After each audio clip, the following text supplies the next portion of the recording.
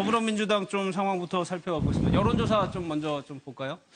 이번 주 나온 좀 오늘 발표된 여론조사 내용을 보면은 정미경 의원님 큰 틀에서는 큰 변화는 없는 것 같아요. 여전히 네. 문재인 전 대표가 공고한 지지율을 가지고 있습니다. 네, 근데 지금 문재인 대표 지지율이 지난번보다는 조금 떨어진 거. 조금 떨어졌죠. 예, 조금 떨어진 것으로 보여요. 그래서 혹시라도 지난번에 그 전두환 표창 발언. 예. 그것 때문에 그 호남에 영향을 미친 게 아닌가. 그러니까 호남에서는 실질적으로 그런 효과가 좀 나타나거든요. 예, 지금 조사를 봐도. 이게 이제 통계적으로 나온 거니까요. 예. 그래도 이제 그게 그 증거 자료로 하나로는 볼 수가 있잖아요. 실질적으로 우리가 어느 정도까지인지는 모르지만.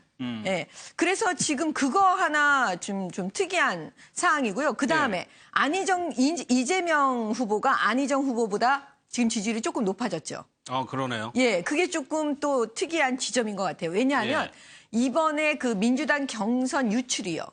그 선거 결과 유출.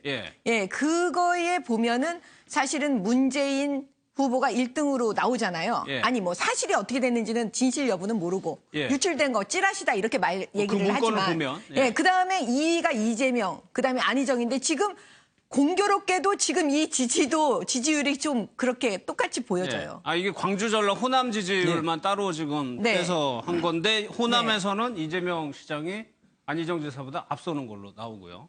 문재인 전 대표가 33%. 예. 전체 지지율에서는 안희정 지사가 여전히 조금 앞서는 걸로 나오고. 글쎄요. 예, 저는 이게 아마 이게 호남 민심이요. 문재인 후보에 대해서 이게 상당히 이중적인 것 같아요.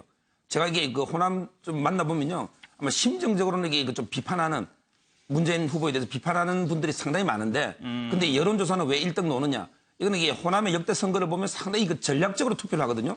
뭔가 이게 정권 교체는 반드시 해야 되고, 근데 이 교체에서 교체할 수 있는 유일한 후보가 아마 문재인 후보가 가능성이 제일 많으니까, 따라서 이게 전략적으로 표를 주는 이런 것 때문에 여론을 1등하는 거고요. 아마 이 결과는 좀 더 봐야 될 것 같아요. 그러니까 아까 먼저 보여주신 호남의 지지율 같은 경우는 문재인 후보가 많이 빠졌어요. 한 14% 빠진 걸로 나오는데 예전보다.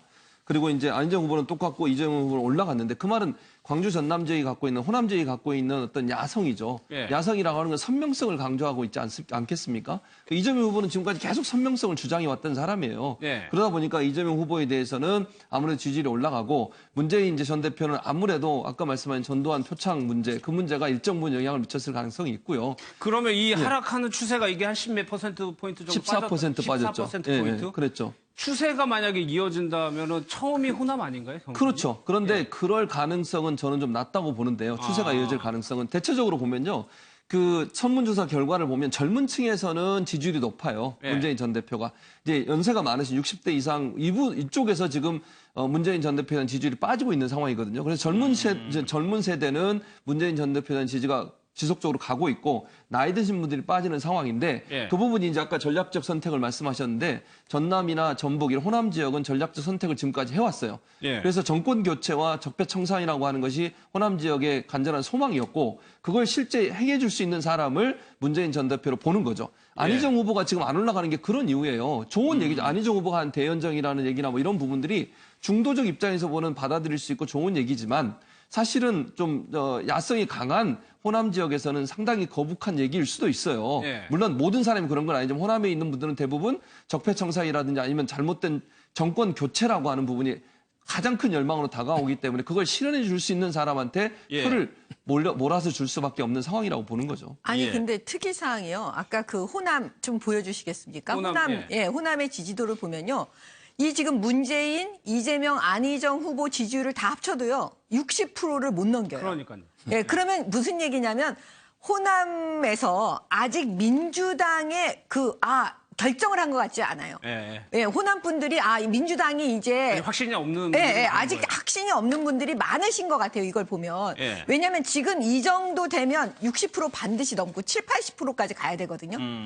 그렇기 때문에 지금 정 의원 말대로 탄핵 후유증에다가 지금 더 올라가 세월호까지 지금 나오면은 사실 야당이 더 많이 나오죠. 60%가 훨씬 넘어야 되는데 그렇게 하지 못한 거는 여태까지는 진짜 반사 이익만 노린 거 아니냐. 이제 집권 능력 이제 뭘 하겠다 뭐 이런 거에 대한 아직은 비전 제시나 이게 좀 약한 거 아니냐. 며칠 전에 현장 투표 유출된 것도 좀 선거 전이 좀 투명하지 못한 것 중 하나죠. 투표가 6시에 끝났는데 언론에 7시 뭐 8분인가에 바로 보도가 됐어요. 그건 어떻게 보면은 이 밴드웨건 효과라고 해서 우리 후보가 이렇게 앞서니까 빨리 발표해서 그냥 대세로 몰아가려는 어떻게 보면 그런 식으로 조급함이 반영돼 있다. 조급하는 게 아니라 1등 하는 데서 뭐 구체적으로 말하면 문재인 후보 쪽에서 우리가 압도적으로 1등이라는 걸 좀 강조하기 위해서 공개한 거 아니냐. 뭐 이런 쪽으로 저 경쟁 후보들은 지금 상당히 화가 나 있잖아요. 뭐 형사 고발한다는 얘기도 있고 여러 가지 얘기 있으니까 그런 측면에서 지금 네거티브 뭐 선거 운동이라든지 현장 투표 유출이라든지 이런 게 좀 혼탁한 양상을 보이면서 야당도 호남 분들이 볼 때는 대안으로서는 아직은 좀 확실한 걸 좀 보여주지 못한 거 아니냐 뭐 이런 생각이 좀 듭니다. 이 지지 후보를 정하지 못하는 분이 굉장히 많다는 건데 사실 호남은 문재인 전 대표보다는 김정숙 여사가 더 공을 들인 곳이기도 합니다. 영상을 좀 한번 보겠습니다. 저희는 희망이 필요한 것 같아요. 우리가 이룰 수 있다는 희망, 우리는 꼭 하리라고 그런 신념. 배를 저가려 험한 바람결 건너 저편 언덕에 안천 경계주 포바람 시원한 곳 희망의 나라로 노를 돌아보는 바람마저 물결 넘어 앞에 나가자. 자유 평등 평화 행복 가득 찬 곳 희망의 나라로.